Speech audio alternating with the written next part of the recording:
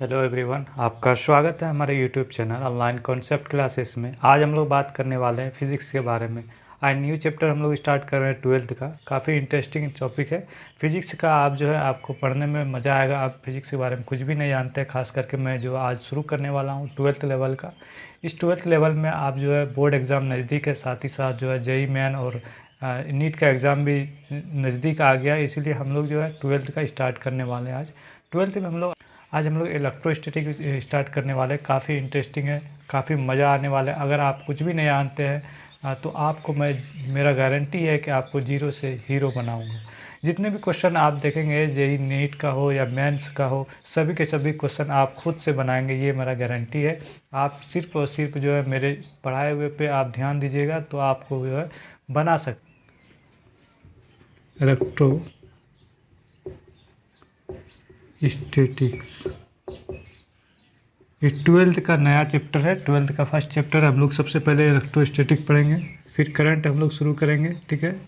फिर करंट पढ़ेंगे, फिर मैग्नेटिज्म पढ़ेंगे हम लोग। मैग्नेटिज्म पढ़ने के बाद हम लोग एसी फंडामेंटल पढ़ेंगे, ठीक है। फिर जो है मॉडर्न फिजिक्स पढ़ेंगे। इसके बाद हम लोग पढ़ेंगे लेंस या मिरर वाला जो होता है उसको हम लोग पढ़ेंगे, ठीक है। लेंस और मिरर को ये सब बाद में पढ़ेंगे। ये सब जितना भी है टॉपिक ये हम लोग कवर करेंगे और इससे जो है मैक्सिमम नंबर जो है आप उठा सकते हैं, चाहे बोर्ड में हो। बोर्ड में तो खास करके इसी सबसे एग्ज़ाम में आता है, क्योंकि 12th का ही सारा ये टॉपिक है और 11th का तो बोर्ड में आता नहीं है। इसलिए जो है आपको 12 पे सारा बोर्ड का भी ध्यान रहेगा और साथ ही साथ जो है जेई मेन और नीट का भी हम लोग ध्यान देंगे।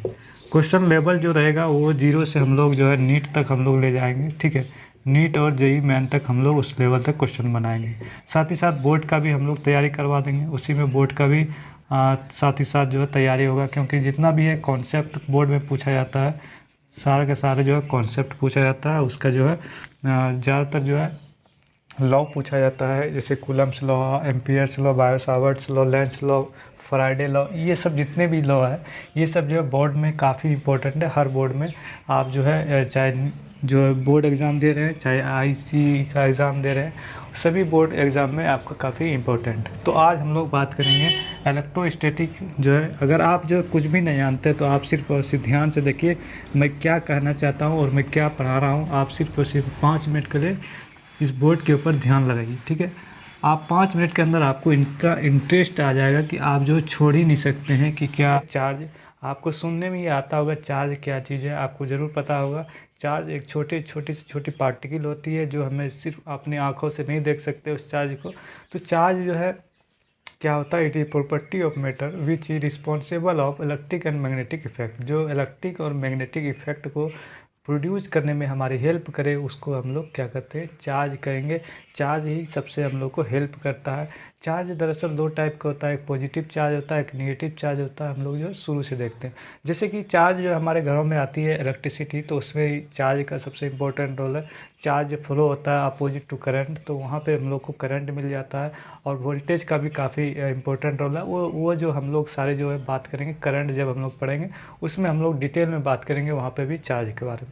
तो चार्ज का हम लोग बात करेंगे, करंट में बात करेंगे, मैग्नेटिज्म में बात करेंगे, एसी फंडामेंटल में बात करेंगे। जितने भी है चार्ज को आपको बेसिक कॉन्सेप्ट क्लियर होना चाहिए, तभी जो आगे स्टेप पढ़ेंगे तो उसमें आपको कोई कन्फ्यूजन ना हो। चलिए आज हम लोग बात करेंगे चार्ज। क्या है चार्ज, आप लोग लिखिए। चार्ज क्या है? It is property. क्या है charge? It is property of matter which is responsible of magnetic and, पहले इलेक्ट्रिक लिख लीजिए, electric and magnetic effect. Electric and magnetic effect, ये है चार्ज का डिफिनेशन, ओके। और हम लोग बात करेंगे जो है नया चैप्टर इलेक्ट्रोस्टैटिक का, तो इसमें 2 जो है मिलके बना है। इसमें क्या मिलके बना है? इलेक्ट्रॉन। यहाँ पे क्या है? इलेक्ट्रो और स्टैटिक। स्टैटिक मीन्स क्या हुआ? At rest. तो हम लोग बात करेंगे इलेक्ट्रोस्टैटिक में, इलेक्ट्रॉन जो है एट रेस्ट में हम लोग बात करेंगे। तो इलेक्ट्रॉन जो होता है क्या होता है, इलेक्ट्रॉन को हम लोग क्या कहेंगे, चार्ज कहेंगे, ठीक है। इलेक्ट्रॉन को ही हम लोग क्या कहते हैं, चार्ज कहते हैं। तो चार्ज क्या है, it is property of matter which is responsible of electric and magnetic effect. जो इलेक्ट्रिक और मैग्नेटिक इफेक्ट में जो हम लोग को रिस्पॉन्सिबल होता है, जो हम लोग को यूज़ कराने में जो काफ़ी इंपॉर्टेंट जो योगदान देता है, वो सिर्फ और सिर्फ चार्ज का होता है। चार्ज अगर नहीं रहेगा तो ना ही जो है इलेक्ट्रिक फील्ड जनरेट होगा, ना ही मैग्नेटिक फील्ड जनरेट होगा, ना ही हम लोग कोई कॉन्सेप्ट उस पर लगा सकते हैं। इसलिए चार्ज के बारे में आपको बेसिक कॉन्सेप्ट होना काफ़ी ज़रूरी है। चलिए अब दूसरा प्रॉपर्टी हम लोग देखते हैं यहाँ पे चार्ज के बारे में। चार्ज क्या होती है, चार्ज तो हम लोग देख लिए। चार्ज कहाँ से आता है, charge always come from, charge always comes from mass. कहाँ से आता है, मास से। अगर मास है बॉडी में, जैसे कि ये बॉडी है, इसमें अगर मास है तो इसमें चार्ज होगा, इसमें मास है तो इसमें चार्ज होगा, ये यहाँ से चार्ज आता है। ये क्या है, कॉन्सेप्ट है चार्ज का कि किसी में अगर मास, किसी भी बॉडी में मास होगा तो वहाँ पे चार्ज होना ही होना है। ये क्या है, कॉन्सेप्ट है, ठीक है। तो और हम लोग बात करेंगे इसका ऐसा यूनिट का, हम लोग चार्ज के बारे में और हम लोग जानेंगे, क्योंकि चार्ज काफ़ी तरह से हम लोग जो है कंडक्शन द्वारा होता है, फ्रैक्शनल द्वारा होता है, या इंडक्शन द्वारा होता है। सभी के सभी हम लोग स्टेप वाइज पढ़ेंगे। जैसे कि हम लोग अभी सिर्फ और सिर्फ चार्ज के बारे में पढ़ रहे हैं, इसके बाद जो है नेक्स्ट स्टेप हम लोग पढ़ेंगे। जैसे कि बादल जो है आसमान जो टकराता है, फ्रैक्शन के द्वारा टकराता है और काफ़ी ज़ोर से आवाज़ होता है और ज़मीन पे गिरता है। इसके बारे में हम लोग डिटेल में बात करेंगे, काफ़ी कुछ हम लोग सीखने को मिलेगा। आप जो है ध्यान से देखिए। तो यहाँ पे सबसे पहले हम लोग चार्ज के बारे में पूरे कॉन्सेप्ट जान लेते हैं। चार्ज क्या है, it is always come from mass, ठीक है। ऐसा यूनिट क्या होता है चार्ज का, आप आ जाते हैं ऐसा यूनिट के ऊपर, क्योंकि चार्ज है तो यूनिट होगा, है ना। चाहे आप मार्केट जाते हैं, वहाँ पे अगर आपको जो है सब्ज़ी लेना है तो आप क्या कहते हैं, 1 kg आलू दीजिए, तो 1 kg वहाँ पे आप लगा रहे हैं तो क्या है, यूनिट है। केजी अगर आप नहीं बोल के अगर बोलेंगे 1 लीटर दीजिए तो आपको क्या बोलेगा, मूर्ख है, किस तरह से बात कर रहा है। उसी तरह आपको चार्ज का यूनिट जानना काफ़ी ज़रूरी है। अगर आप यूनिट नहीं जानेंगे तो आप ये पता ही नहीं ला सकते हैं कि किस चीज़ का ये दिया गया है। जैसे चार्ज का यूनिट कूलम होता है, लास्ट में कूलम होगा, और चार्ज का यूनिट एम्पियर आ जाएगा, 1 एम्पियर आ जाएगा, तो हम लोग तो उसको चार्ज नहीं बोल सकते, उसको क्या बोलेंगे, करंट बोल सकते हैं। इसीलिए चार्ज का होना और उसका यूनिट का होना काफ़ी इम्पोर्टेंट होता है। तो ऐसा यूनिट क्या होता है, ऐसा यूनिट ऑफ चार्ज, ऐसा यूनिट ऑफ चार्ज क्या होता है, कूलम होता है। क्या होता है, कूलम होता है, या फिर एम्पियर सेकंड। आप लोग लिख लीजिएगा, क्योंकि जो है उस तरह से मेरा राइटिंग नहीं है, लेकिन कोशिश कर रहा हूँ कि काफ़ी बेहतर लिखने की। तो यहाँ पे कूलम और एम्पियर सेकंड होगा, ठीक है। ऐसा यूनिट ऑफ चार्ज क्या होगा, कूलम और एम्पियर सेकंड। चलिए ठीक है, यहाँ पे कूलम और एम्पियर सेकंड तो हम लोग यूनिट को तो पता कर लिए, लेकिन ये जो है स्टैंडर्ड यूनिट हुआ, ये जो है इंटरनेशनल यूनिट हो जाता है कि हम लोग चार्ज और एम्पियर हर। लेकिन हम लोग जानना चाह रहे हैं इसका कि CGS यूनिट क्या होता है। किसी भी चीज़ का CGS यूनिट निकालना काफ़ी इंपॉर्टेंट है। तो CGS यूनिट क्या होता है चार्ज का, नोट कर लिए आप लोग, ठीक है। आप लोग जो है साथ साथ में ही नोट करते जाइएगा, क्योंकि काफ़ी बेहतरीन जो है नोट्स आपको मैं प्रोवाइड करवाऊंगा, जिससे कि आप जो है खुद से एक बार पढ़ेंगे तो आपका रिवाइज भी हो जाएगा और बोर्ड के लिए भी हो जाएगा, और साथ ही साथ जो है आपका नीट और JEE मेंस के लिए भी तैयारी हो जाएगा।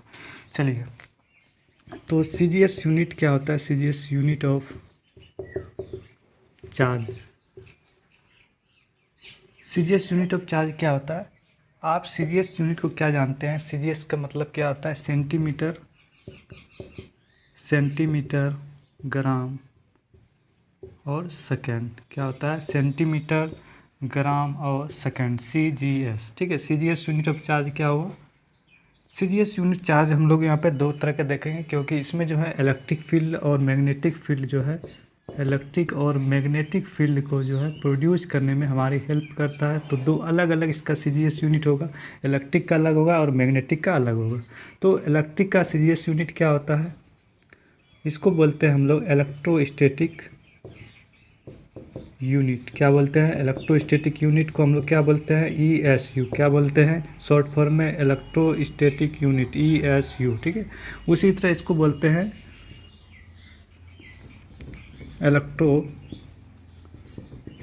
इलेक्ट्रोमैग्नेटिक यूनिट, आप लोग सही से लिख लीजिएगा। तो ये क्या हुआ, EMU क्या हुआ, इलेक्ट्रोमैग्नेटिक यूनिट। तो 1 कूलम इक्वल टू कितना होता है, 1 कूलम इक्वल टू होता है 3 × 10⁹ ESU। क्या होता है 1 कूलम इक्वल टू 3 × 10⁹ ESU, या इसको हम लोग बोलते हैं स्टेट कूलम। क्या बोलते हैं, स्टेट कूलम, ठीक है। इसको क्या बोलते हैं, स्टेट कूलम बोलते हैं। और इसको क्या बोलते हैं, इसका जो वैल्यू होता है 1 कूलम इक्वल टू 3 × 10⁻10 होता है EMU। हम लोग EMU यहाँ पे क्यों लगा रहे हैं और ESU क्यों लगा रहे हैं, क्योंकि हम लोग यह CGS यूनिट में हम लोग डिफाइन कर रहे हैं, इलेक्ट्रोस्टैटिक यूनिट है, इसलिए इलेक्ट्रोस्टैटिक का 1 कूलम इक्वल टू 3 × 10⁹ ESU हो गया। उसी तरह 1 कूलम इक्वल 3 × 10⁻10 EMU हो गया। इसको हम लोग बोलते हैं एब्सोल्यूट कूलम। क्या बोलते हैं, एब्सोल्यूट कूलम। एब्सोल्यूट कूलम क्या बोलते हैं, एब्सोल्यूट कूलम, ठीक है। तो हम लोगों ने CGS यूनिट तो हम लोगों ने डिफाइन कर लिया। अब हम लोग जानना चाह रहे हैं कि आखिर इसका जो है चार्ज का प्रॉपर्टी क्या होता है। किसी भी चीज़ का जो है प्रॉपर्टी होता है, चाहे आप देख रहे हैं आपके अंदर भी कोई ना कोई प्रॉपर्टी है, आप जो है लंबे हैं, आप मोटे हैं, या आप जो है हेल्थी है, ये सब आपके अंदर प्रॉपर्टी हुआ। आप जो है गुड एबिलिटी है आपके अंदर, रिस्पॉन्सिबल है, आप जो है सही से जो है डिसिप्लिन है आपके अंदर। तो ये सब जो है जितना आपके अंदर प्रॉपर्टी है, उसी तरह चार्ज का भी कुछ ना कुछ प्रॉपर्टी होगा, कुछ ना कुछ लिमिटेशन होगा। तो वो जो है आपको जानना काफ़ी ज़रूरी है। तो प्रॉपर्टी के बारे में हम लोग सबसे पहले बात करते हैं, ठीक है।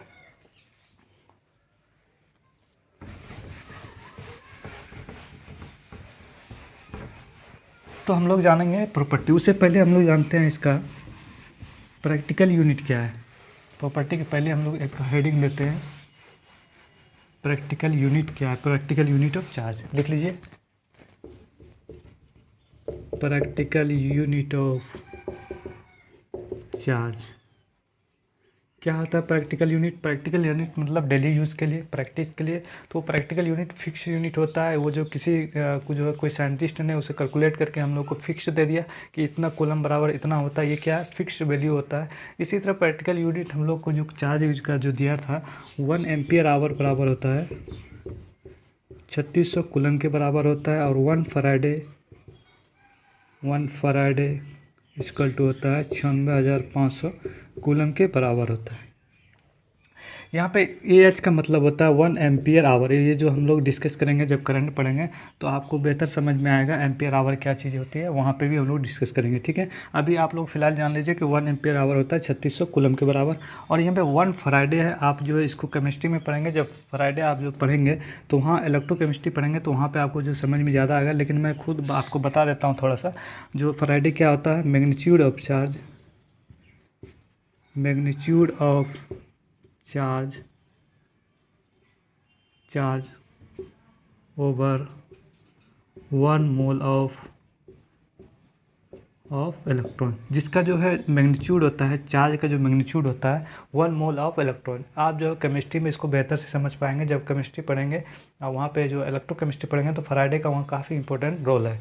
तो वहाँ पे आप जो है पढ़ेंगे कितना होता है 96,500, ये फिक्स वैल्यू है और ये लार्ज अमाउंट है। क्या है, लार्ज यूनिट बोल सकते हैं इसको। लार्ज क्या है, यूनिट, और ये क्या है, स्मॉल यूनिट फिक्स यूनिट है, ठीक है। तो ये सब हम लोग को जो है प्रैक्टिकल यूनिट है। क्या है, प्रैक्टिकल यूनिट। अब आप लोग जो है दूसरा हेडिंग डालिए, प्रॉपर्टीज ऑफ चार्ज। इसके बाद डालिए प्रॉपर्टीज ऑफ चार्ज। आपको जहाँ समझ में नहीं आ रहा है कमेंट सेक्शन में ज़रूर कमेंट कीजिए कि यहाँ पे हमें समझ में नहीं आ रहा है सर, तो वहाँ पे आपको हम सही से और डिस्क्राइब करके आपको मैं बताऊँगा। और हालांकि मैं बहुत कोशिश कर रहा हूँ कि आपको पूरी तरह से समझाने की। चलिए अब आप लोग डालिए दूसरा हेडिंग, प्रॉपर्टीज ऑफ चार्ज। अभी हम लोग बात कर रहे थे कि कुछ ना कुछ जो चार्ज का प्रॉपर्टी होता है, आपके अंदर भी कुछ ना कुछ प्रॉपर्टी है। आप गुड एबिलिटी के है, आपके अंदर जो डिसिप्लिन है, ये सब क्या है आपके अंदर का जो प्रॉपर्टीज़ है। उसी तरह चार्ज के अंदर ना कुछ प्रॉपर्टीज होगा, कुछ ना कुछ जो है लिमिटेशन होगा। तो हम लोग जो है प्रॉपर्टीज़ क्या होता है, फर्स्ट देखिए, फर्स्ट डालिए स्केलर क्वान्टिटी, इट इज लिख लीजिएगा स्केलर क्वान्टिटी। चार्ज इसको स्केलर क्वांटिटी इस तरह लिख लीजिएगा, charge scalar quantity, charge is scalar quantity. Charge आखिर स्केलर क्वांटिटी क्यों, काफ़ी ध्यान देने वाली बात यहाँ पे है। चार्ज चार्ज आखिर स्केलर क्वांटिटी क्यों हो, ये जो है वेक्टर क्वांटिटी क्यों नहीं हुआ। वेक्टर किसको बोलते हैं, जिसमें कि मैग्नीट्यूड और डायरेक्शन दोनों डिफाइन करता है, उसको हम लोग वेक्टर कहते हैं। और किसी भी चीज़ का अगर 2 वेक्टर दिया है उसका हम लोग रिजल्टेंट निकाल के फाइंड आउट करते हैं और एंगल निकाल के हम लोग उसका डायरेक्शन कर सकते हैं। तो यहाँ पे ये स्केलर क्वांटिटी है। स्केलर मीन सिर्फ क्या लेना है, मैग्नीट्यूड लेना है। डायरेक्शन क्या होगा, डायरेक्शन नहीं होगा, सिर्फ और सिर्फ क्या होगा, मैग्नीट्यूड। स्केलर का मतलब यही हुआ। तो आपको पूरे एक एक वर्ड को आपको समझाऊंगा ताकि आपको क्लियर हो, कहीं भी जो है आपको कन्फ्यूजन पैदा ना हो। तो स्केलर का मतलब क्या है, मैग्नीट्यूड और डायरेक्शन। तो डायरेक्शन नहीं होता जिसमें, और इससे सिर्फ और सिर्फ क्या होता है, मैग्नीट्यूड होता है। तो स्केलर क्यों होता है, लेकिन चार्ज के अंदर चार्ज अगर देखा जाए, 2 पॉजिटिव चार्ज अगर हम लोग लेते हैं, इसके वजह से ये रिपेल कर रहा है, इसके वजह से ये रिपेल कर रहा है। तो यहाँ पे चार्ज अगर देख रहे हैं तो कुछ ना कुछ डायरेक्शन है, ये देख रहे हैं हम एक्स एक्सिस में, और कुछ ना कुछ चार्ज है, मान लो 10 कूलम है। तो यहाँ पे चार्ज भी है और डायरेक्शन भी है, मैग्नीट्यूड भी है, डायरेक्शन भी है। फिर भी जो क्या है, ये स्केलर क्वान्टिटी कैसे हुआ, आप लोग कोई बताइएगा, आप लोग कोई बताएँगे कि फिर भी ये स्केलर क्वान्टिटी कैसे हो गया। इसमें तो चार्ज भी है, मैग्नीट्यूड भी है और डायरेक्शन भी है। हालांकि इसलिए हुआ क्योंकि जो है चार्ज कभी भी हम लोग रिजल्टेंट फाइंड आउट करके नहीं देते हैं कि 2 चार्ज के बीच जो है हम लोग का रिजल्टेंट ये हुआ। हम लोग सिर्फ और सिर्फ क्या करते हैं, क्यू नेट निकालते हैं, जो है Q1 + Q2 करके।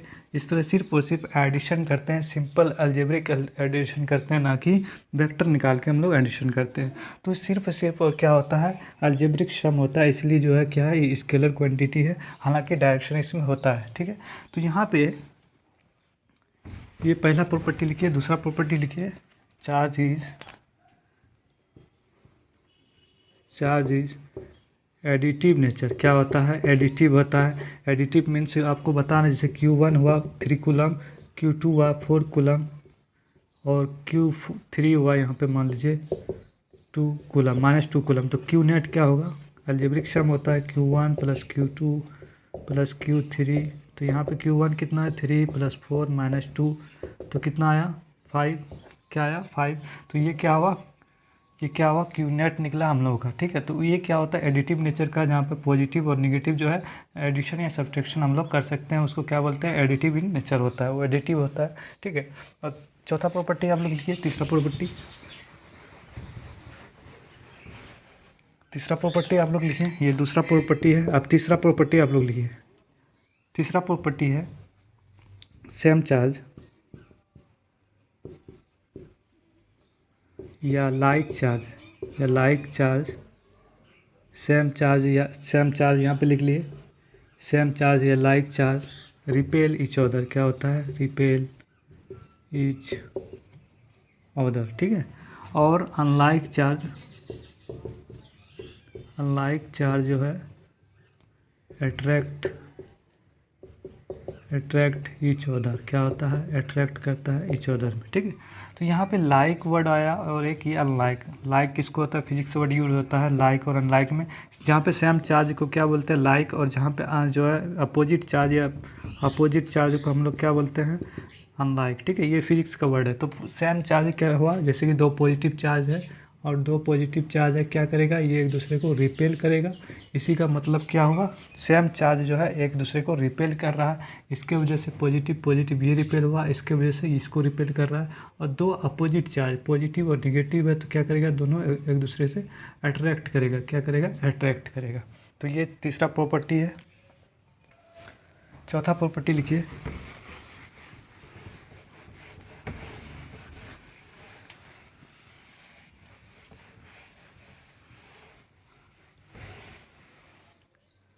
चौथा प्रॉपर्टी लिखिए आप लोग, चार्ज जो है एलवेज कम फ्रॉम मास। लिख लीजिए, चार्ज जो है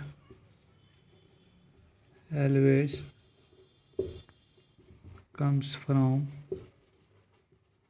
मास, ठीक है। और चार्ज जो है, charge never be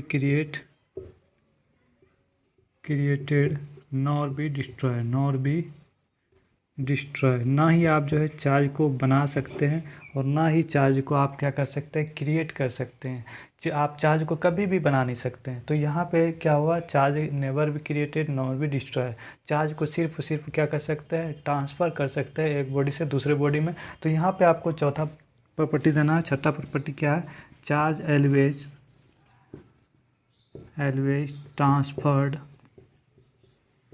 transferred one body to another. हम लोग इसको जो है पूरे डिटेल में पढ़ेंगे कि चार्ज कैसे ट्रांसफ़र होता है।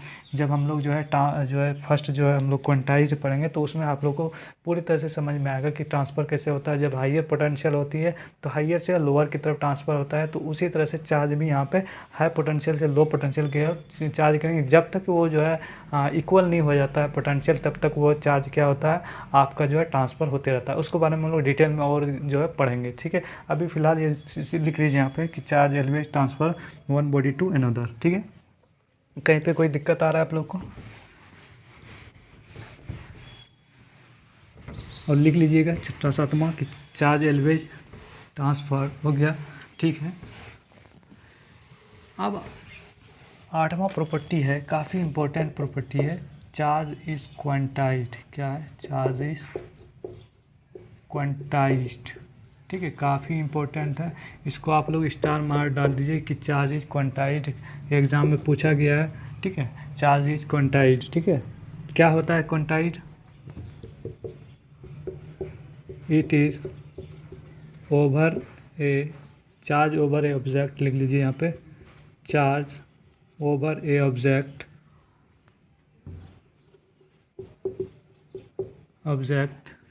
इंटीजर, क्या, इंटीजर मल्टीपल ऑफ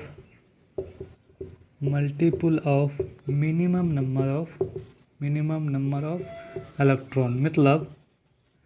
मतलब ये हुआ कि जो चार्ज होगा, जो चार्ज हम लोग निकालेंगे वो जो है इंटीजर होगा, एन मीन्स इंटीजर होगा, मिनिमम नंबर ऑफ इलेक्ट्रॉन से मल्टीपल होगा, ठीक है। इसको बोलेंगे हम लोग चार्ज जो है क्वांटाइज्ड है। इसी से हम लोग चार्ज को डिफाइन करते हैं कि यहाँ पे एन कितना है, एन किसको बोलेंगे, इंटीजर को।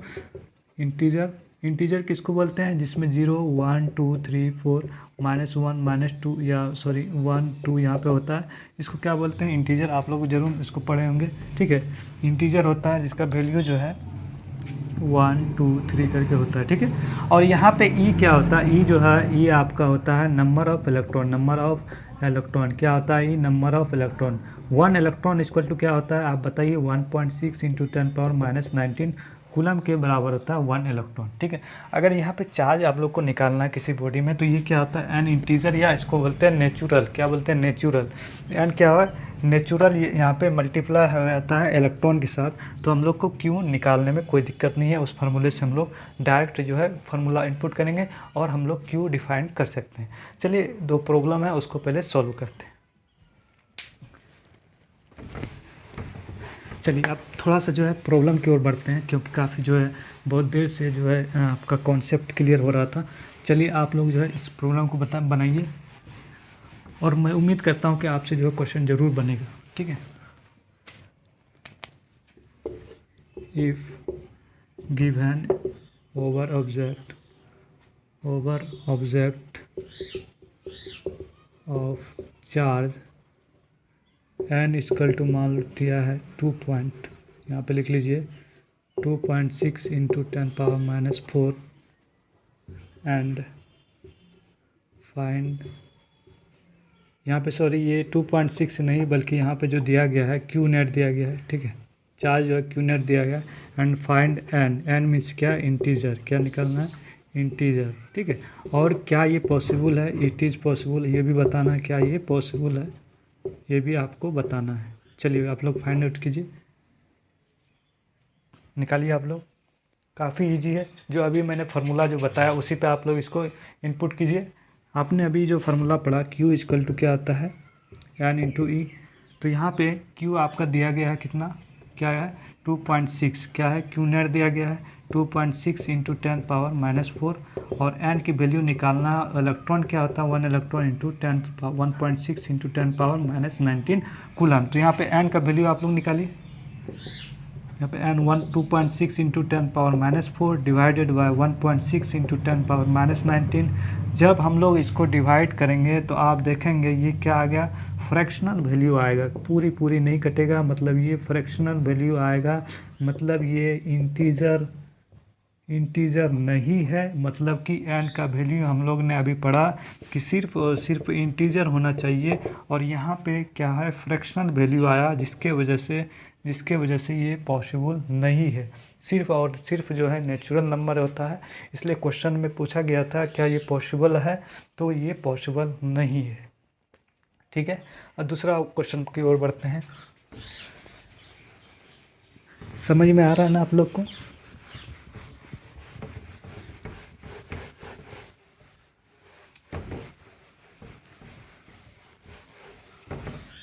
चलिए दूसरा क्वेश्चन है, क्वेश्चन हम लोग जो है लिख लेते हैं। क्वेश्चन क्या होगा इस बार जो हम लोग निकालेंगे, ठीक है, इफ गिवन चार्ज ऑफ, हम क्वेश्चन लिख लेते हैं, क्वेश्चन हम लिख लेते हैं, एक मिनट के लिए।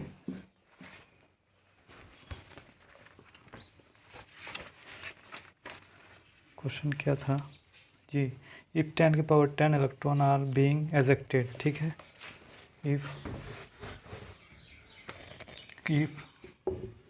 10⁻10 चार्ज बीइंग एजेक्टेड, ठीक है, क्या हो रहा है, being ejected from an object every second, from an object every second, ठीक है,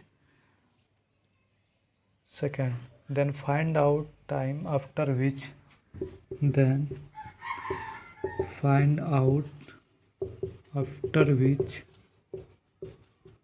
after which charge over object will becomes charge over object will becomes 4.8 microcoulomb, ठीक है।